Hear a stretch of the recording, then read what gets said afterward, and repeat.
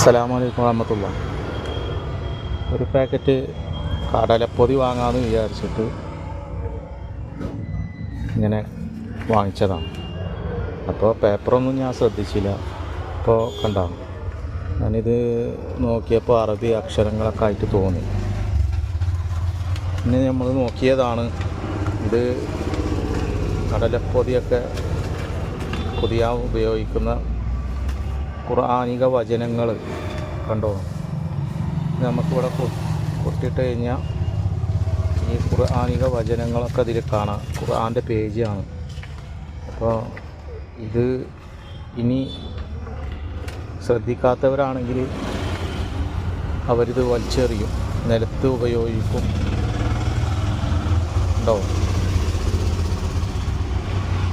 ഒരുപാട് സൂറത്ത് മറിയം, ബിസ്മില്ലാഹിർ റഹ്മാനിർ റഹീം, ഇതായിട്ടാണ് കടലപ്പൊതി പൊതിഞ്ഞിരിക്കുന്നത്. അപ്പോൾ എല്ലാവരും ഒന്ന് ശ്രദ്ധിക്കുക. ആരും ഇങ്ങനത്തെ ഖുർആനിക പേജുകളും അറബി പേജുകളൊന്നും ആർക്കും കൊടുക്കാതിരിക്കുക, വിൽക്കാതിരിക്കുക, അതൊക്കെ കത്തിച്ച് കളയുക. അതാണ് പറയാനുള്ളത്. ഓക്കെ, സൂറത്ത് മറിയമിൻ്റെ പേജാണിത്. അസ്സലാമു അലൈക്കും.